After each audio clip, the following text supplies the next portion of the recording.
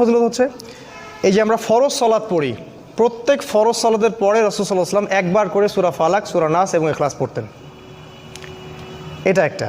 এই কাজগুলো করলে যেটা হবে সেটা হলো এই, যদি সূরা ফালাক, নাস, ইখলাস আপনি শোয়ার সময় পড়েন, সকালে সন্ধ্যায় পড়েন, আর এই যে প্রত্যেক ফরজ সালাতের পরে পড়েন, আপনি অনেকগুলো বেনিফিট পাবেন। সেগুলো কি?